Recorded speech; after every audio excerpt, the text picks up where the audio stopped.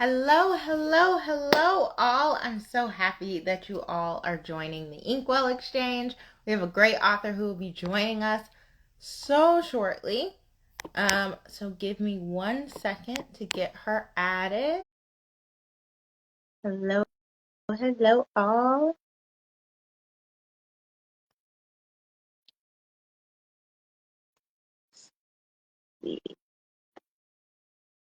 We are getting her added on right now.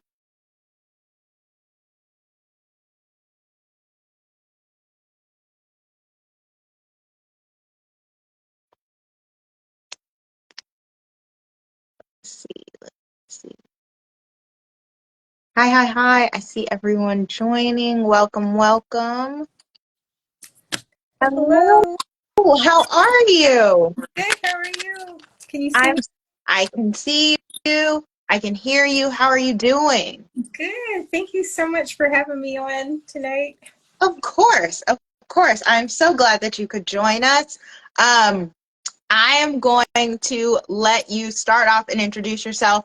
But for those here who are new to the Inkwell Exchange, I want to give you the rundown in a nutshell. The Inkwell Exchange is a platform that I've been building, creating, that allows creatives, poets, speakers, and authors to talk about their work, their art, their content, how they create it, the process behind it. And the goal is that we all learn a little something before we hop off. So I am so glad. I'm going to let our guest introduce herself. Thank you so much for joining us. Thank you so much for having me. I see some of my friends in there, so thank you to Janine. Thank you, Andre. Thank you everyone for joining, and thank you so much for having me. I'm Montrez.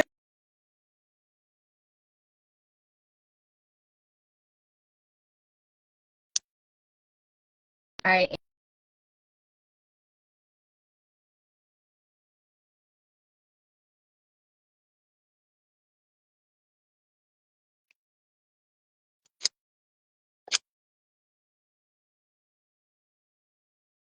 am.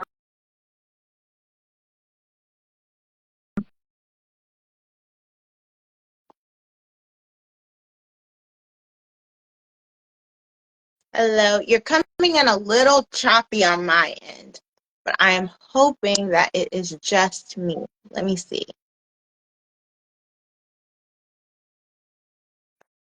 Okay, we're hearing the audience is having some connection issues as well.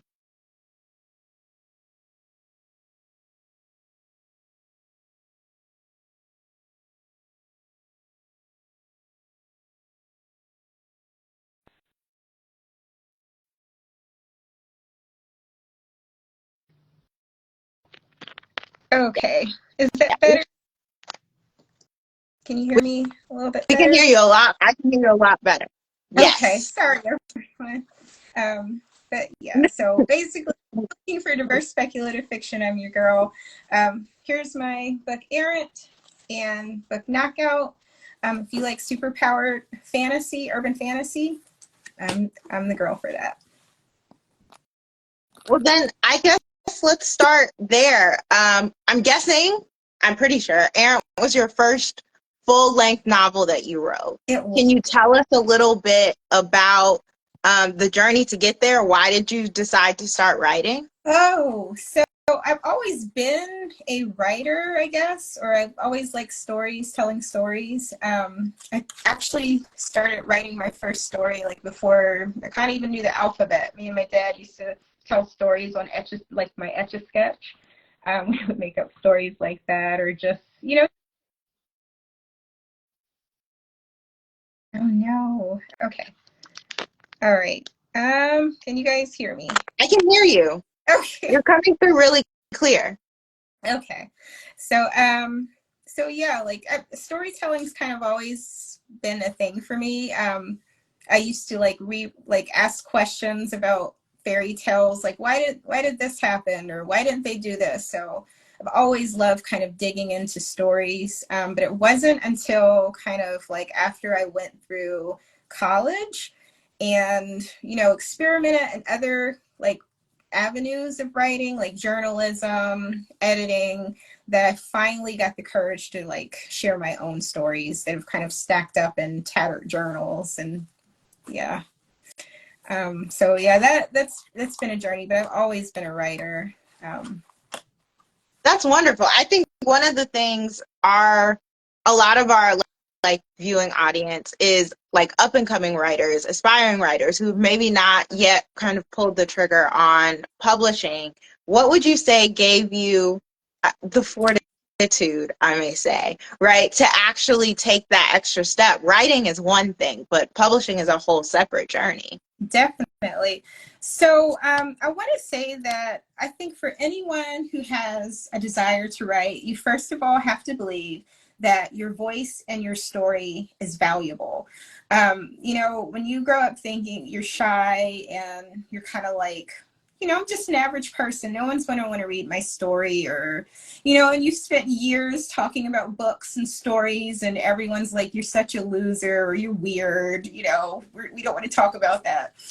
You know, it's finding the courage to find your voice and realize that your story and your voice, your perspective on life and just all you want to create, it does have value.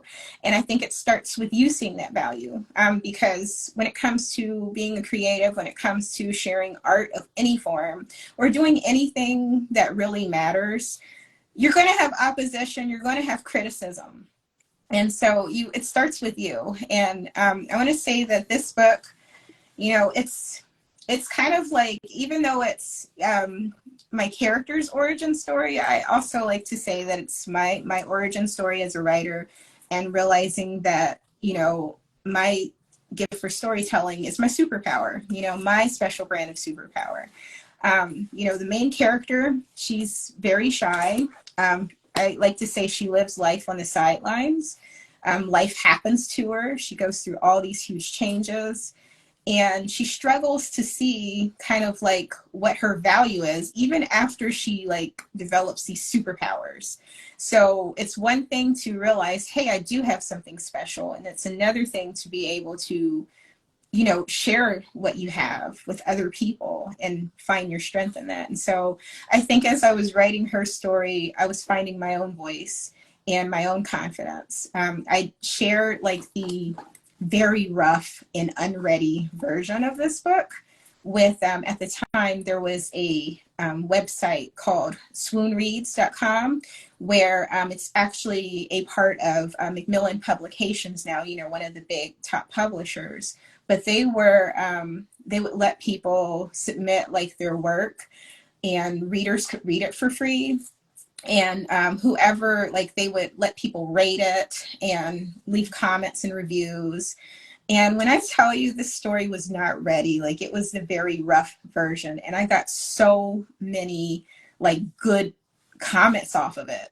And I'm like, you know what? I'm ready. I can share this. And so I went back, I reworked it. It was like a Frankenstein monster through that editing process. But like, I am blessed to have a family and a writing community that supports me and kept me from throwing it out the trash, throwing it out. So, and all of that was very instrumental. So, you know, that's something that I try to include and to do and to pay forward when I talk to other creatives. You know, you don't have to write alone. You don't have to go through this process alone. But I think all of that, again, it was just like a hero's origin story. You know, I'm not saying my books are like the best or whatever, but I'm very proud of how far I come. And I just want to encourage anybody else, you know, if you have something you want to do, don't think that, you know, there's nothing special about you, or that you're just, you know, some ordinary Joe. Your book, your story, your business plan, whatever, is going to touch somebody's heart, somebody's life, even if it starts with yourself. So that's pretty much how my writing journey started. And then I did query the book just to see, you know, because everyone says it's kind of how you want to roll. You want to get it traditionally published. But the whole time my dad was kind of like, you don't need to do that. You know, just do it yourself. And I had a couple other people I researched, self-publishing, took some courses, seminars. You know, I had the personal experience as well through my education. Went to got my master's degree, brushed up on that, and when we had the pandemic, I'm like, you know what? You have no excuse not to write this and get it out, and that's kind of how it happened. I think you touched on some really important points. I think first and foremost, I want to double down on like that not needing the validation of traditional publishing. I think we kind of touched on that on last week's episode as well, as like there is definitely this stigma, but I think it's slowly going away for indie writers. And I think there's something really important about, just as you said, like having that inner confidence that this is your story, and it's your job to tell it. But I also really wanted to dive into the community aspects you talked about. I think we have that in common in the sense that we both have kind of tried different avenues to creating community within this kind of creative space of authorship and writing. Can you talk a little bit more about, I've done my research, so I know a little bit about what you do in this space, but about how you try and build community through writing and with other creatives? Ooh, so a lot of it is trial and error. Or trial and learning, because really, there is no error if you learn from it. So I like to say trial and learning. But just figuring out like what works for you and because there's so much. When you get into the indie world, you're literally in control of everything. And so for me, I feel like my problem has never been not having enough creativity to like do stuff. There's so much, I don't know where to concentrate that at. And so in 2018, 2019, I started a feature called Montrez Reads. Didn't really know what I was doing, where I, featured authors and kind of interviewed them. I scrapped it. I had huge burnout, just life and just a lot of peopling. And believe it or not, I get really nervous before like every interview, everything, every major launch of everything. And so I'm like, I'm going to take a break, revamp this, see what I can do. Came back again with Montrez Reads. We did it again. And for me, I always want to try to maximize my time, my energy, and make sure that whatever I do is worth it for everybody. And I just wasn't satisfied with being able to feature like 10 to 12 people a month. And do things like that, and interviews. I mean, they got some views, but I constantly, the thing that I ask is this worth it for the people who are collaborating with me? Is it worth the time and effort that I'm putting out? Do the people who support what I do, are they enjoying this? So those are constantly the things that I'm asking, because if I'm not enjoying it, or the people who are kind of on aren't enjoying it or whatever, it's not working. So I'm constantly trying to revamp, regroup, and rebuild. I'm also part of, a couple groups that we did. I have started groups. There's been low engagement. So, you recapitulate, you pivot, you have to constantly assess what's working and what's not, because you don't have, everything is you. So knowing like, hey, what can I realistically do? I am all about having that healthy creativity. You know what I mean? Having that environment and that attitude where, it doesn't feel toxic. I don't feel like I'm forcing something. So I'm constantly, you've probably seen where I've stopped and started, relaunch stuff, which if I'm being honest, I'm going to kind of relaunch some stuff for the upcoming year, but because we're taking it to the next level. But so it's just, you have to constantly see, how can I really maximize what I do and make it count? So again, I've started groups. Now my thinking is, what's already available? You don't really have to build everything. You have to find where people are already doing stuff and feed into that. Like, you're doing author interviews, so I'm gonna feed into that. I'm a share, I'm a promote. You know what I mean? Right. It's kind of like when you think of community, it's feeding that ground that feeds you.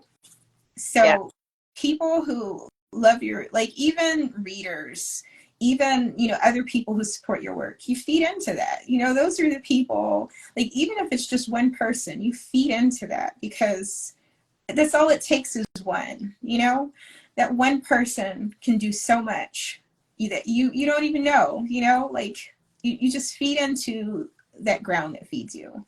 And we are an ecosystem, you know, like we all kind of, like, we're not competition, especially in the indie world, but even for my brothers and sisters who are traditionally published, like real readers and readers in general, they can't get enough books, you know? And if Right. your brand, they want like 12 other ones like it. So Right. it's, I'm a reader, so I support, I read, and I try to find, like, we all know about the big books. That's great. You know, I like some of the big books, but I'm looking for people who are just busting their butt, who love the craft, and who, you know, just need more support and need, you know, their voices to be heard. And I think readers want that too. You know, they're tired of seeing the same books circulated. So sharing each other's work, hyping each other up, you know, we have enough critics. And so that's kind of my thing. I want my space to be like a safe space. Like, I don't care if you are traditionally published, indie published, if you're not published yet, if you only write like once a week, if you have an idea and you've never started. You know what I mean? I want people to feel safe, because there's just so much critique. And I've experienced it firsthand, but I've also experienced that support and that love, and I know what it can do. So that's pretty community. You can do it alone, but community, you can do it better. Agreed. Agreed. And I think you really kind of honed in on the importance of the pivot. Yes. Um, that pivot is essential to bettering yourself. There's something we're on season 2 of the Inkwell Exchange. I think there's something beautiful in pausing, assessing what you've done, seeing how you can do it better, how you can take it to the next level, and how you can even, I think that's the only way you can serve your community better. So I completely agree with that. And on top of that, I think as a reader myself, anybody who is concerned that the story that they are trying to tell or want to tell has already been told, it hasn't, right? It hasn't been told by you, and it's going to have something different, something special about it, because you're the one who's writing it, and it's coming from your perspective, and nobody else is you. And I feel like that's a little, it sounds cheesy to start with, but you're talking to a person, or it's coming from a person who has read probably 75 different versions of the same love story and loved every single one. Right. Right? So I think there's something like awesome about that. So never cut yourself short. Don't cut yourself off at the knees before anybody else can, right? At least put it out there. And I think the other thing that I really wanted to talk to you about was how you picked what you were going to write. Like, you talked a lot about, but you had to go through that whole editing process. But how did you decide, like, what world you were going to put this book in? Oh, How did you decide that magic was going to be okay, that you were going to go towards the fantasy route? so writing for me is kind of like a way that I process life in general, but it's also an escapism. And so, and then I love fantasy, I love sci-fi, I love superheroes. And so I looked at the elements that really spoke to me as a reader and as a person, and just thought about, like, how do I want my work to make people feel? And so that was the first thing. But for me, it's usually the character that comes first. And then, like, I try to empathize with that character. I try to put myself in their shoes and think, what is this character's story like? Not what would I do if I were that character, but what would this character do? Because I want to create characters who feel like real people. You know, because I think that's important. We all have those universal things that are important. And then, you give them their quirks. You give them those empowerments and those quirks that are just unique to them. So character development's the first thing, and then everything else is kind of built around them.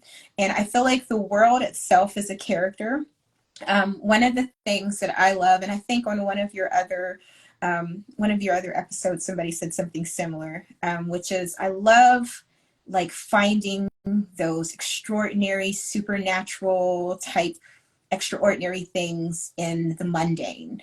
So like I want you to be able to go to like Ohio State University and be like, man, yes, this is a real place. But I remember in Montrez's book where there's this huge battle with the dragon or something. You know what I mean? Right. I want to be able to like find wonder in our everyday world. So that was another important element for me.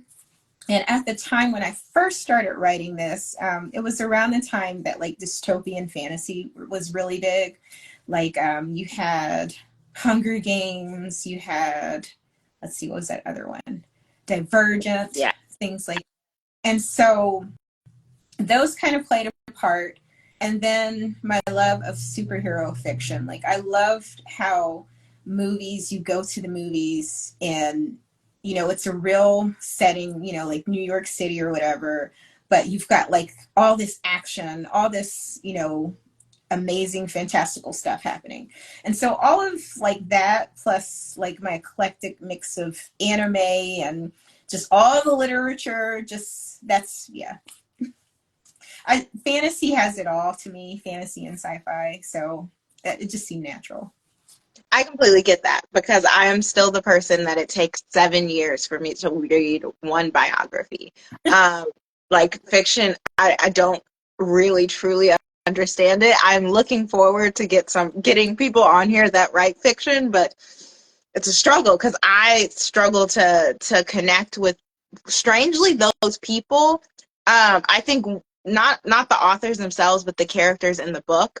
Because I think one of the things you always realize as a reader is even if it's a real person, when an author writes it, it becomes a character, right? Yes. And then you have to find a way to connect with those characters. And I think there's something amazing that authors in fantasy, in sci-fi, in paranormal romance, all of those things can do is they can show us what I like to call capital T truths, which are like truths that may not be true, right? A good example of that is like, say you can't go out with somewhere or something, like you don't want to go get dinner and you say, oh, I'm not home, right? I mean, that may not be the case, but the truth of the matter, the capital T truth is you're not available for dinner, right? So like similarly with like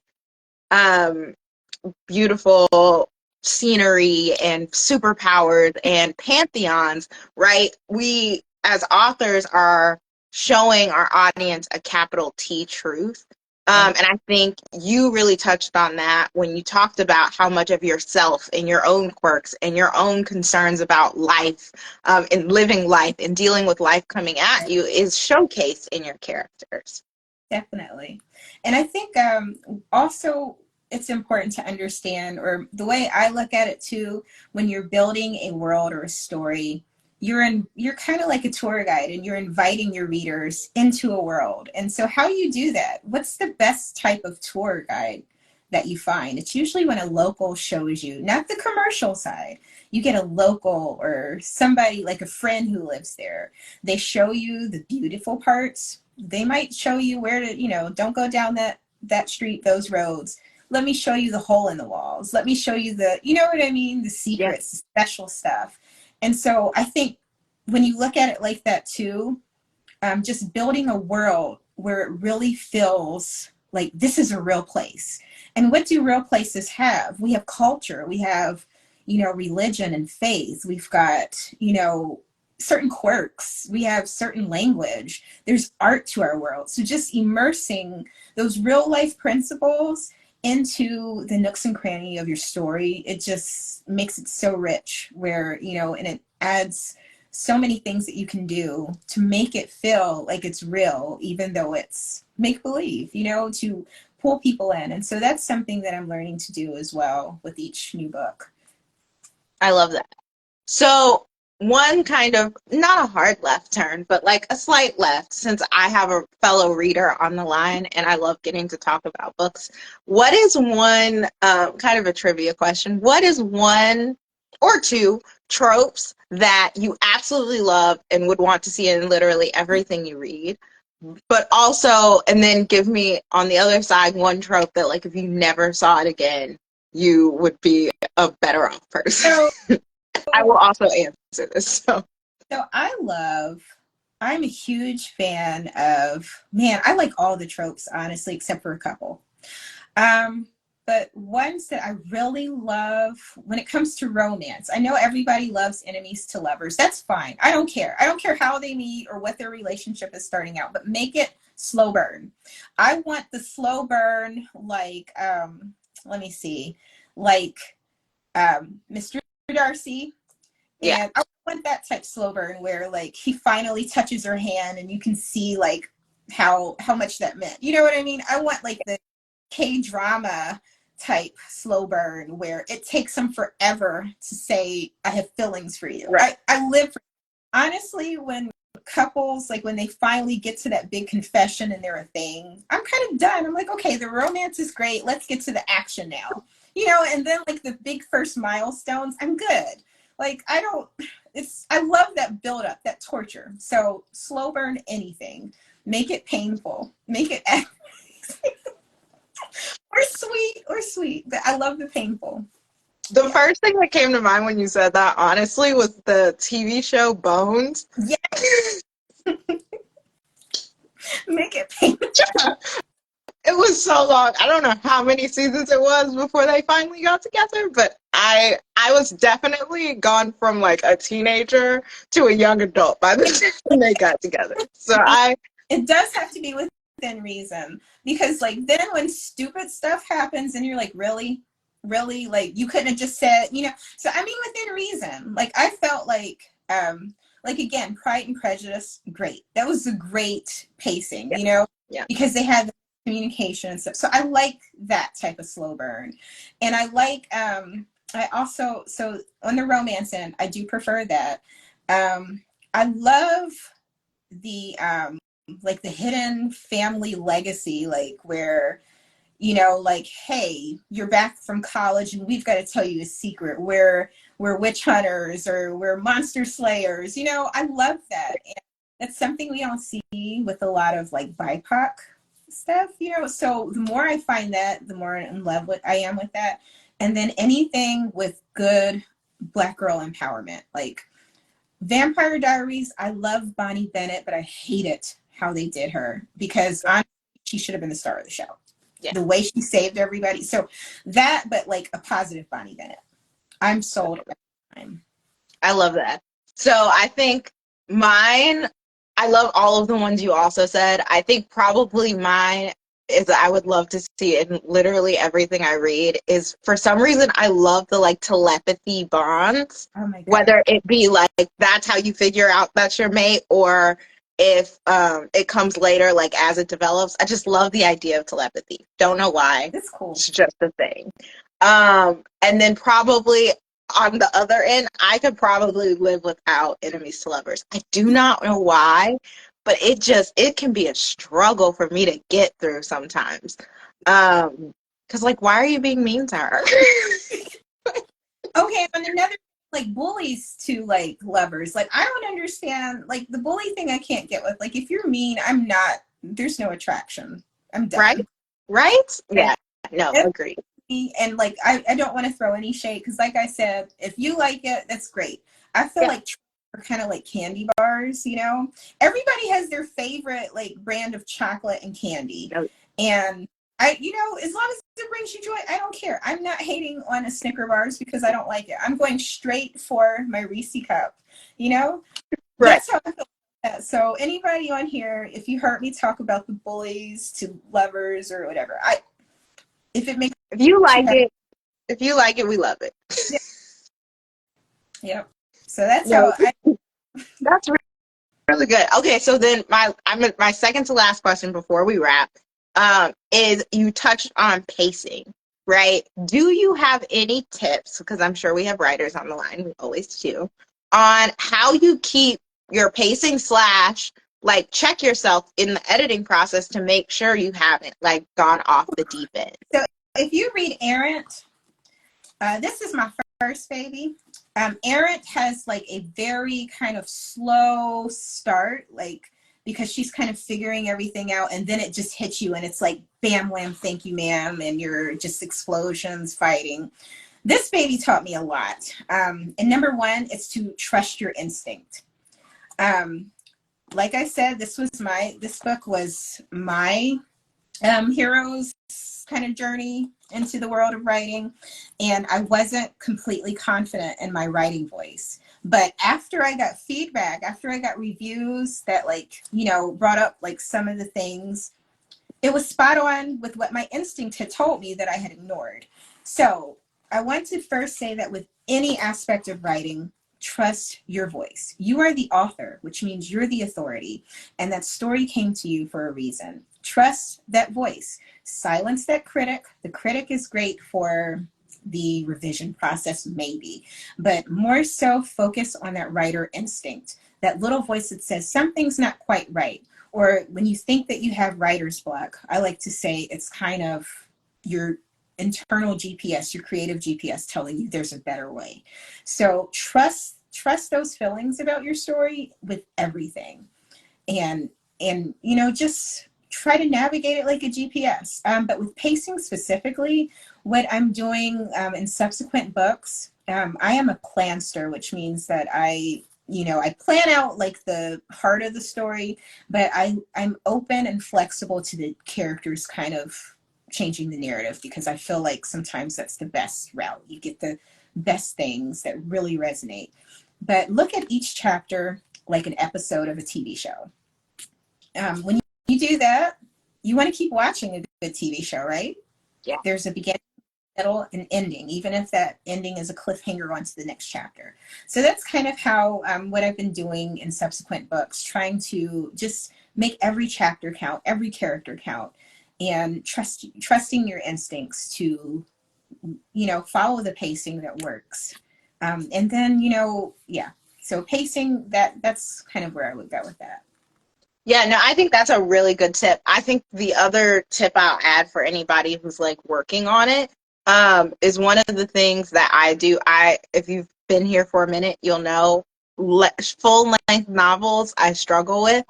So I write a lot of short stories, and I think they have helped me a lot in learning how to pace things. One, short stories will give you the tools to drop readers in the middle, create like more intriguing kind of first lines, things like that, draw out intrigue, but they can also be very, very helpful tools in practicing pacing, because you don't have as much time or space in a short story. It can give you the practice of writing with kind of a smarter pace, because then you can look at like, hey, like, am I in the middle by the middle of my word count, which is a little harder to do with the book, because then there's more layers, more characters, right? Create a short story that's like 2 characters, maybe 4 max, right? And then work from there, and you can practice kind of the mechanics of pacing within those kind of few words. And those outlines too, they do help. I think the more that you can visualize your story, like in your head, your heart, and on paper, all those things work together. And you can see where those lagging points are too. You can see where, okay, maybe there's a huge info dump here. But so that's kind of why I like to be a planster too, to kind of like map it out a little bit, enough where I can understand. Knowing your story is really important in telling it. When you know it, sometimes it just flows, So I think the more you know your story, the more you trust your inner voice, your instinct, you've got it. Yeah, and I'll also say the one thing I wish they would have told, like, I read a lot of classics in college, and I think the one thing I wish somebody had told those authors, not that they're not good, they're great, they're classics, but don't need as much description. Like, you could cut, like, don't be afraid to cut stuff out and trust your audience to fill in the blanks for you. Right. That doesn't mean, like, make it super vague and, like, whatever, but there are, like, you don't need to describe the drawer in a ton of detail, right? Like, trust your audience a little bit to fill in some of those gaps. Definitely. So then my last question for everybody who comes on the Inkwell Exchange is, how can we support you? How can our audience, our community, support you, your work, your art? Oh man, so first please go ahead and follow here on Instagram, because this is where I am predominantly active. I do have a newsletter, but yeah, I'm going to get better in 2024. But here on IG, you can follow. If you are looking for more book recs, please tap into the Novel Creature Book Club broadcast and my other broadcast, Blurredspiration, where I'm actually going to be dropping, like, if you want teasers or spoilers, I have a question board up now, and I'll be doing those directly in the broadcast group. So I'm also on Patreon. So, like, for if you love coffee or tea, you know, like, maybe share a $5, $10 for me per month, and this fuels literally everything goes back into the book community. I try to keep my editing prices low. I try to support when I read books and kind of like feature them. I buy them, or I'll support the advanced reader copies. I never ask for a advanced read unless they're already available or somebody hands it to me. But I like to support, to buy, to do giveaways. So all of that fuels into that, and then making my work accessible for readers with audiobooks, all that. So I would, if you really want to support and just feed everything, that Patreon will help. It's new. I hate asking for funds, but you know, this is part of the thing when you have a dream, a goal, and it's not just about you. You have to ask for what you need to get the job done. So that would be huge. And then, yeah. And if you like my books, they are available wherever books are sold. You just tap the link in my bio. And in some places, I think they're free. If you would like it free, just DM me and I can shoot you a copy for tuning I in. love that. I love that. And as we always like to reiterate, like, art costs. So don't be afraid to, like, the same way you support a Hulu or a Netflix, right? When people are creating things for you to enjoy, to entertain them, to entertain you, it's okay to support them monetarily. So I want to thank you so much for coming on the Inkwell Exchange. I want to thank everybody who tuned in. We got a lot of people come through. I hope many, many more will watch when I post the recording. You can continue to follow me here for more author interviews. We still got more and more to do. Season 2. We've got some audiobook narrators coming up as well. We'll have a couple YouTube exclusive interviews, one with a New York Times bestselling author, right? So if you've read Chicken Noodle Soup, you may want to stick around my page for a couple of announcements around authors of that sort.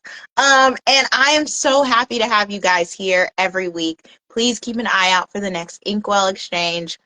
I'll post the dates shortly after this goes live.